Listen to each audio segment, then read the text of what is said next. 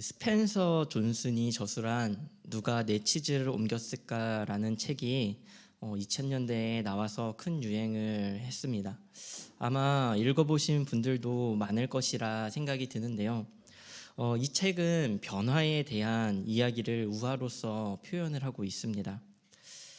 두 마리의 쥐와 어린아이 햄과 허를 등장인물로 내세워서 줄어드는 치즈 앞에서 어떻게 반응하는지에 대한 이야기를 통해 삶의 변화를 어떻게 받아들여야 하는지 생각하게끔 하는 책입니다. 모르시는 분들을 위해서 시작하면서 줄거리를 짧게 이야기를 하자면요.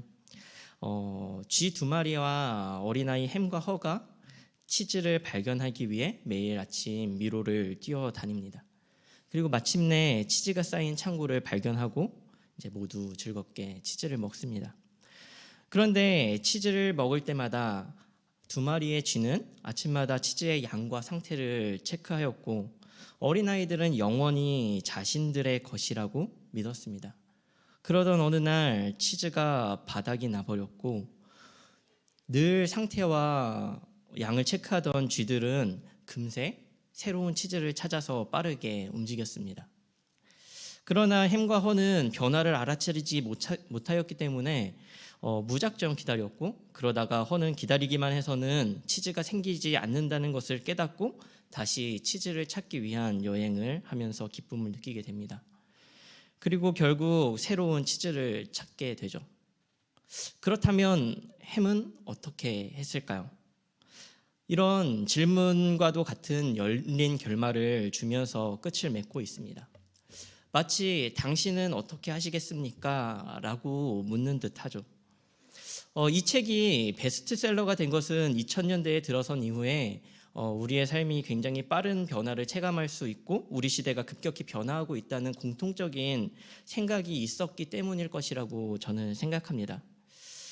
그러나 오늘 저는 이 줄어드는 치즈가 마치 우리의 믿음과 같다라는 생각이 들었습니다.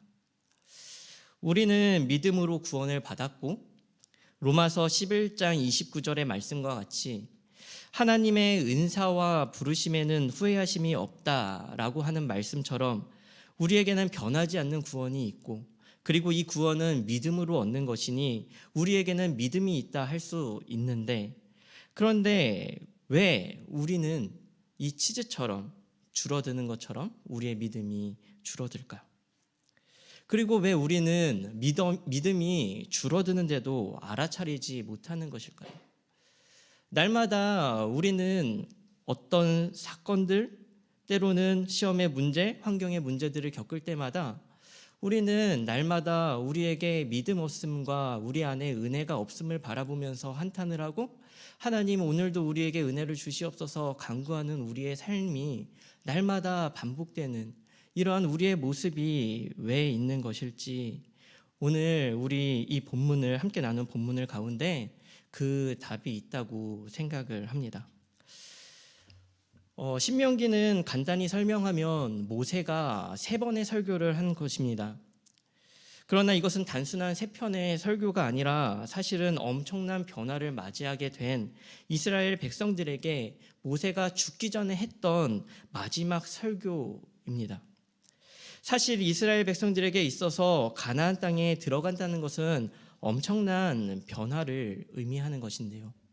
이스라엘이 겪어야만 했던 그 변화, 급격한 변화를 3가지를 한번 먼저 정리를 해보고자 합니다. 첫 번째는 세대 교체의 변화였습니다. 이것은 단순히 늙은 사람이 죽고 어린아이가 태어나서 자라는 그런 단순한 세대 교체 이상을 의미하는데요. 이것은 신의 산 언약을 맺었던 1세대가 불순종을 하고 언약을 지키지 못했는데 2세대가 다시 지금 신명기가 쓰여지는 이 모압 광야에서 언약의 갱신이 이루어지는 그러니까 언약의 당사자가 변화하게 되는 이 커다란 세대 교체의 변화를 맞이하게 되었습니다. 두 번째 변화는 터전의 변화입니다. 지금까지는 광야에서 하나님께서 내려주시는 만나를 먹으면서 그렇게 광야에서 하루하루 살았는데 이제는 하나님께서 약속하신 가나안 땅으로 새로운 터전이 바뀌게 되고 이제는 가나안 땅의 소출을 먹어야 되고 그 가나안 땅에서 수고하고 경작하고 거두어야 하는 이러한 새로운 시대를, 새로운 터전의 변화를 맞이하게 되었습니다. 그리고 마지막으로 세 번째는 지도자의 변화입니다. 지금 고별 설교를 하고 있는 모세를 대신해서 여호수아가 이제 새로운 세대를 이끌고 가나안 땅으로 들어가야 하는, 어떻게 보면 이스라엘 백성에게는 가장 불안한 변화 앞에 서 있습니다. 언약의 대상자가 변하고 의식주 모든 터전이 변하고 지도자까지 변하는 급격한 변화를 앞둔 이스라엘을 향해 하나님은 모세를 통하여 말씀을 하십니다. 무엇을 말씀하셨을까요? 신명기 1장 6절부터 4장 43절까지를 일컬어서 모세의 첫 번째 설교라고 하는데요. 신명기 3장까지의 내용은요, 지금까지 우리가 수요 예배를 통해서 함께 나누었던 것과 같이 하나님께서 출애굽한 이스라엘에게 가나안으로 가라고 하신 명령부터 가나안에 들어가기 직전까지의 과정을요, 순서대로, 시간의 순서대로 하나님의 명령과 이스라엘의 반응으로 아주 단순하게 기록을 하고 있습니다. 그러니까 과거의 이야기이죠. 그런데 오늘 본문은요, 신명기 4장은 변화를 맞이하게 될 그들을 향해 이제는 과거의 이야기가 아니라 현재와 미래의 이야기를 하고 있는 것입니다. 그리고 이 현재와 미래를 향해서 단 하나의 명령만 하고 계십니다. 단 하나의 명령은 하나님의 명령을 반드시 지켜라, 이것입니다. 이것을 강하게 여러 번 반복해서 말씀하고 있습니다. 오늘 우리가 함께 읽은 본문의 1절에는 규례와 법도를 듣고 준행하라. 2절에는 가감하지 말고 하나님의 여호와의 명령을 지켜라. 6절은 지켜 행하라. 9절도 힘써 지켜라 라고 하나님의 명령을 반드시 지키라고 반복해서 그 말씀만 하고 계십니다.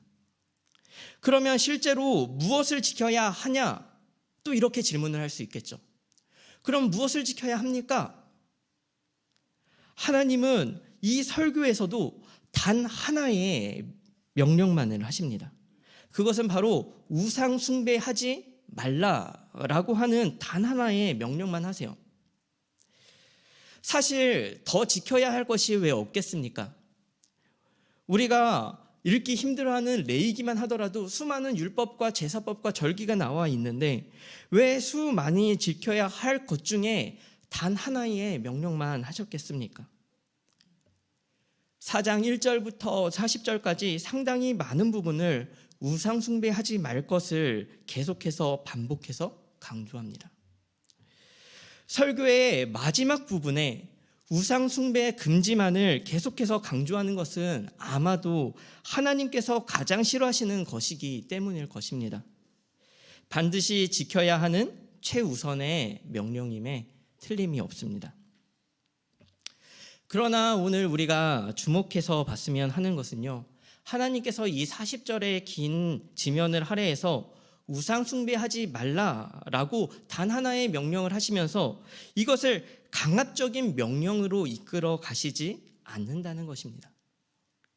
그러니까 우상 숭배하면 저주를 받을 것이야, 우상 숭배하면 너 죽어라고 강압적으로 명령으로 그렇게 무섭게 이스라엘에게 기계적인 순종을 요구하지 않으신다는 것입니다. 사실 신명기의 가장 큰 특징이라고 하면 복과 저주가 명확하게 제시된다는 데 있습니다. 하나님께서 주시는 명령을 따라 순종하면 복을 받고 불순종하면 저주를 받는다. 이것이 신명기가 갖는 아주 독특한 특징입니다. 그러나 신명기 4장 1절부터 40절은요, 우상숭배에 따른 저주의 말씀보다 자신이 어떤 분이신지를 설명하십니다. 물론 우상숭배를 하면 속히 망할 것이다 라고 하는 저주의 말씀도 있습니다. 그러나 많은 부분에서 우상숭배 자체의 이야기보다 하나님께서 어떤 분이신지를 스스로 끊임없이 이야기하시는 거예요. 하나님은 우상 숭배를 하지 말라고 하시면서 자신이 어떤 분이신지를 끊임없이 계시하십니다. 마치요, 봐라, 이래도 너가 우상 숭배를 할 수 있겠니? 라고 물으시는 것 같아요. 오늘 본문에서 드러난 하나님의 모습을 함께 나누어 보고자 하는데요. 세 가지로 나누어 보려고 합니다. 첫 번째는요, 하나님은 형상이 없으신 하나님으로 나타내십니다. 대표적인 사건으로 호렙산에서 하나님은 불 가운데 말씀하셨습니다. 15절에 보면 하나님께서는 이렇게 말씀하시는데요. 여호와께서 호렙산 불길 중에 너희에게 말씀하시던 날에 너희가 어떤 형상도 보지 못하였은즉 너희는 깊이 삼가라.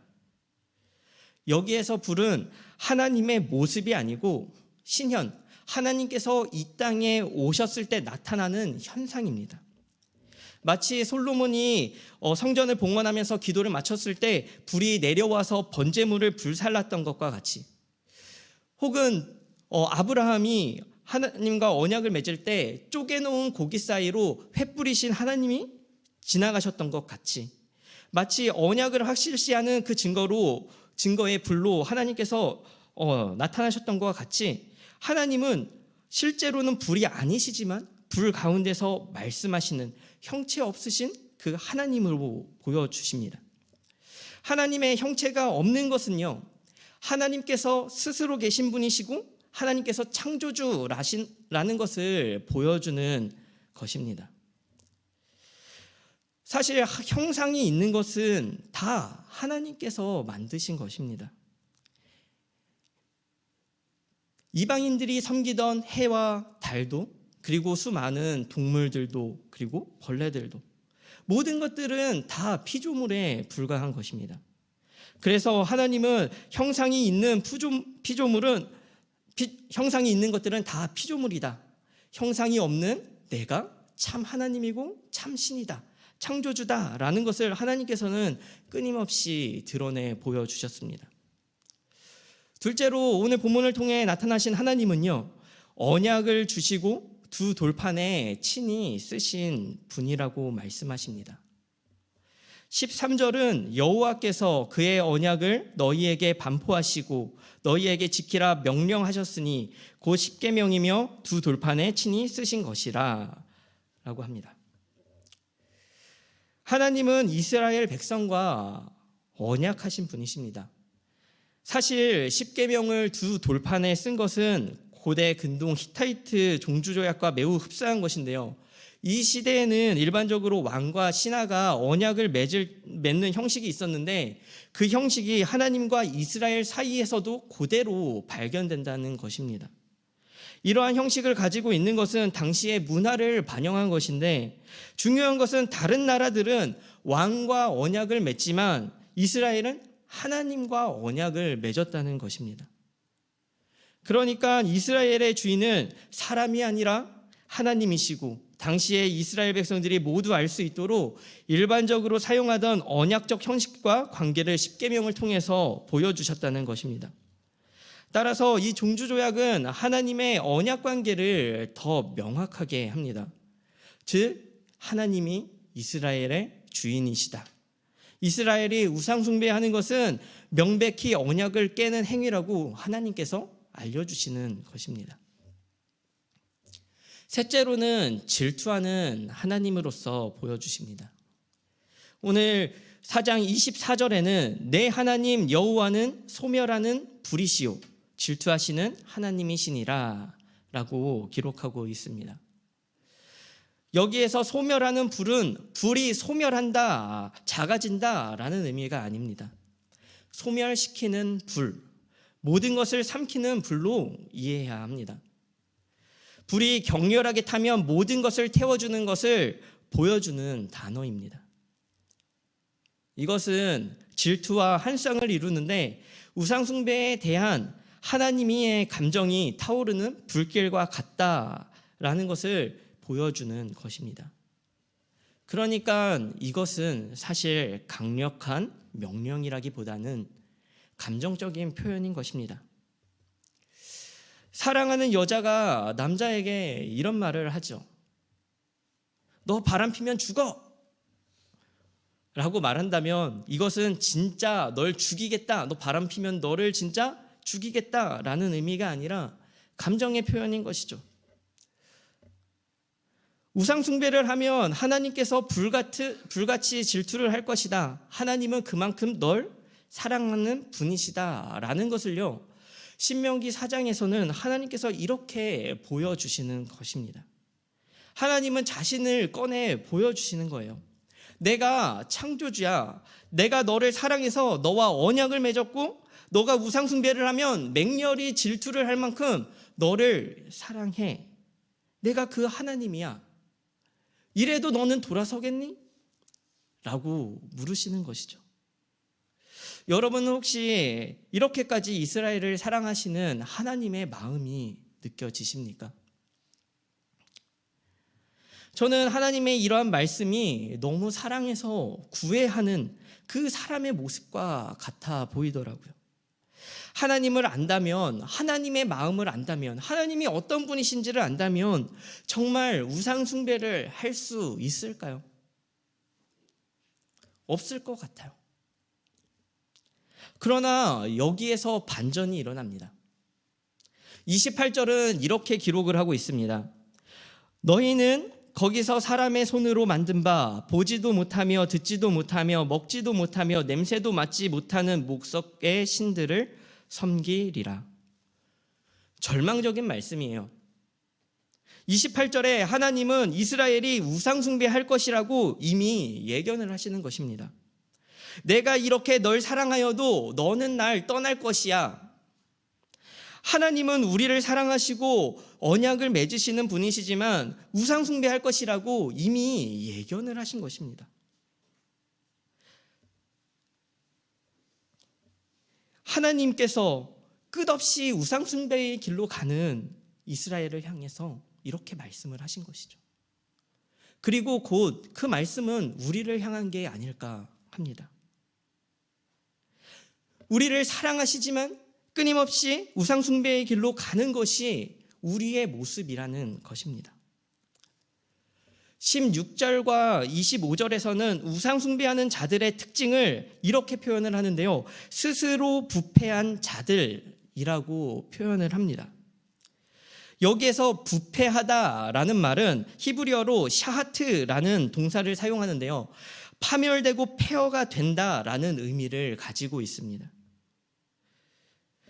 잠언 28장 24절은 이 부패한 자가 어떠한 자인지를 더 잘 알게 하는데요. 24절은 이렇게 기록을 하고 있습니다.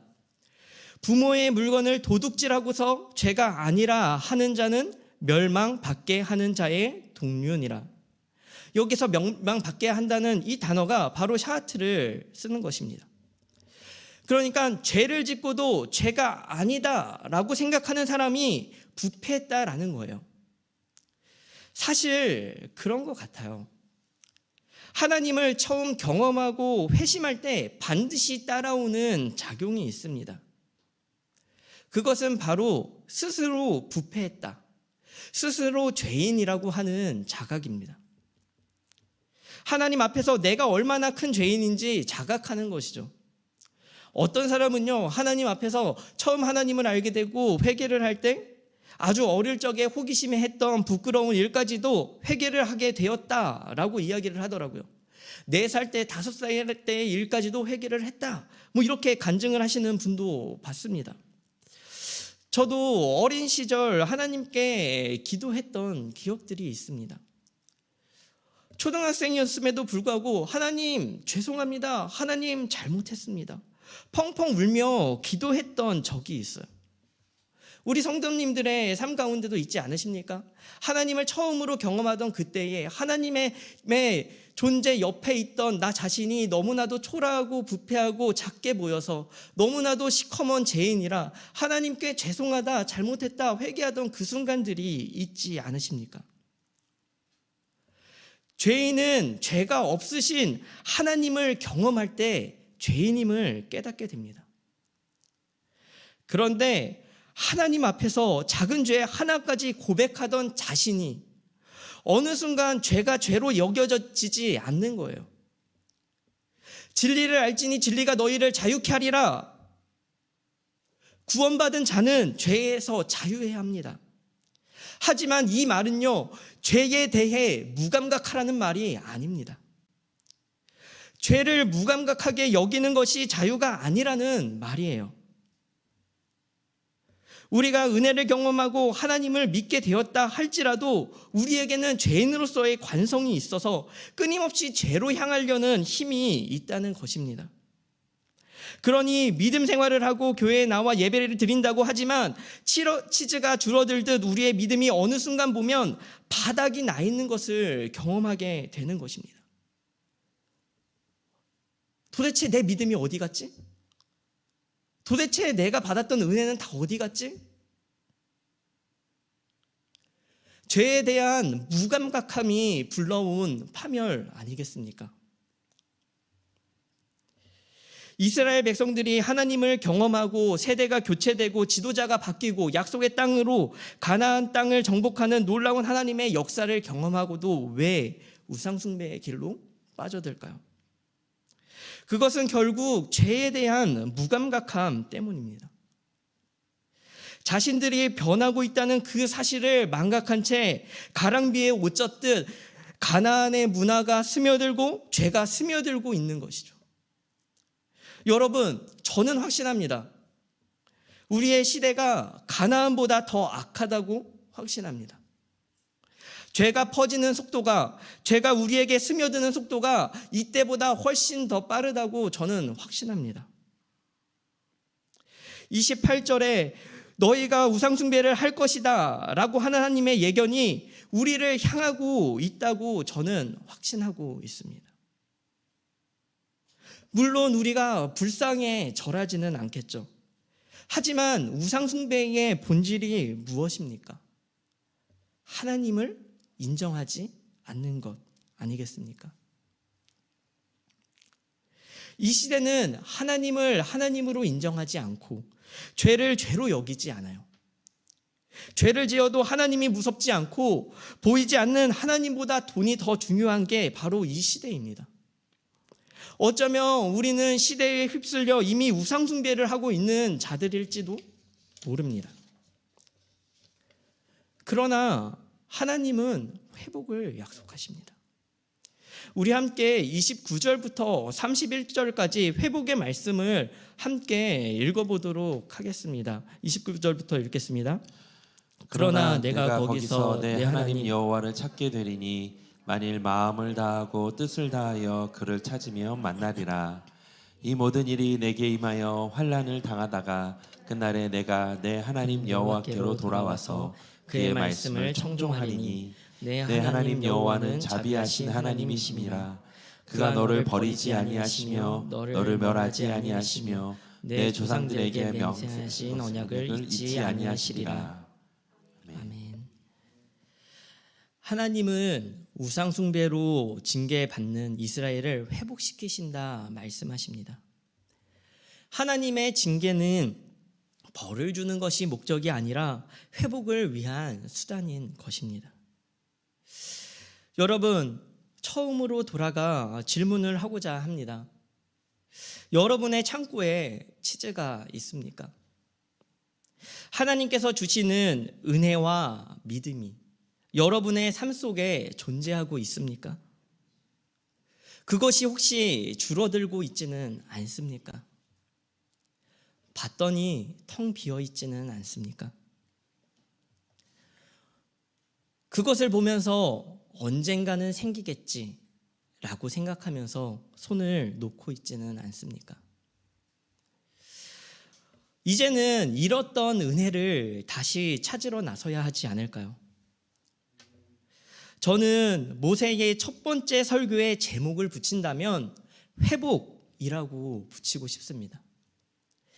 가데스 바네아에서는 실패했지만 광야에서 회복시키셔서 요단 동편에 세우신 것 같이, 요단 동편에 주저앉으려고 했지만 하나님께서 그들을 선봉에 세우셔서 가나안 땅으로 들어가게 하신 것 같이, 가나안에 가서 하나님의 말씀을 지켜 행하라 말씀하시면서도 그들이 저지를 우상 숭배의 실패를 아시고 그들이 걸어갈 회복의 길까지 준비하시는 하나님, 그 하나님의 은혜가 텅 빈 우리의 마음에 임하기를 소망합니다. 하나님은 우리를 회복시키기 위해 기다리고 계십니다. 은혜, 잊었던 죄인됨이, 잊었던 은혜가 오늘 이 시간 우리의 마음에 임하기를 간절히 소망합니다.